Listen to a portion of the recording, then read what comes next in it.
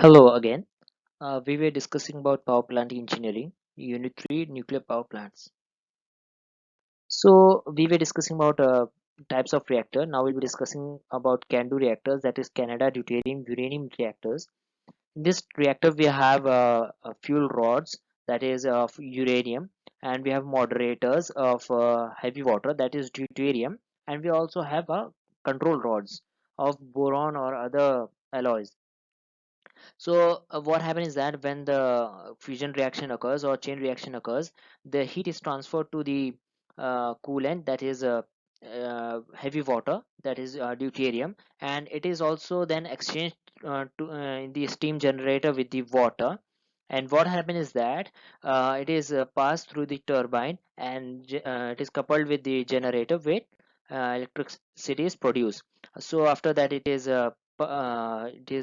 condensed in the condenser, then it is pumped back into the steam generator.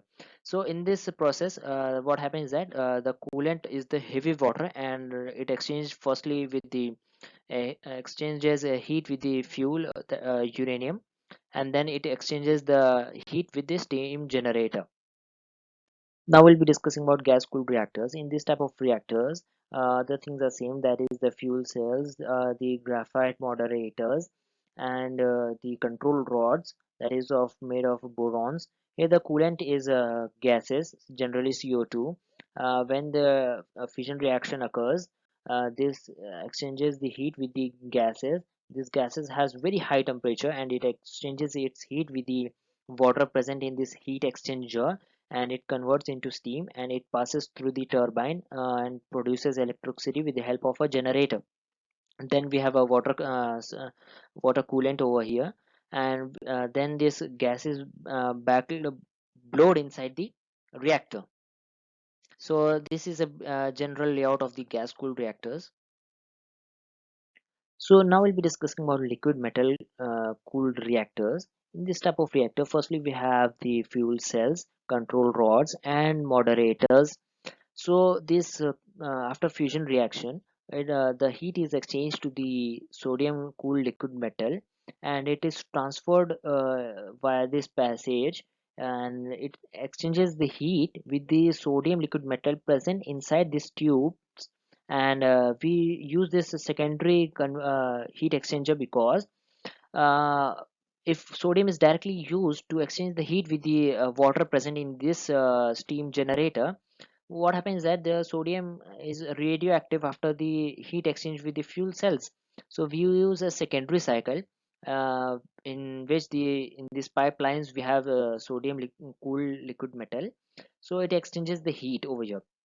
Then it passes inside this pipeline and exchanges its heat in the steam generator with the water, and it passes through the turbine. Then we have a generator which produces electricity, then we have a condenser, and then this cycle goes on. It has a pump, and this hot sodium, when after exchanging the heat, it goes back via the pump, and it has a low temperature, so it gets back inside this reactor. And then we have the which pumps back the sodium inside this fuel cells. After heat exchange, the process continues. So this is the basic layout of liquid metal cooled reactors. Now we'll be discussing about the safety measures for nuclear power plants. Now we'll be discussing about the safety measures. So firstly, it should be located, the power plant should be located away from the human habitation, because if any radiation occurs and the destruction occurs, the humans does not get affected. Nextly, it should be made of good quality, because if it is not made of good quality, we may have a blast inside the nuclear power plant.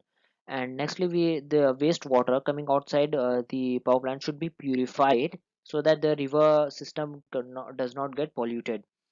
Then it should be extensive, ventilation system should be good. And then exclusion zone of the power plant should be 1.6 kilometer radius, and we should have a safe shutdown of the reactor whenever required. And nextly, we should have a waste disposal that should be properly managed.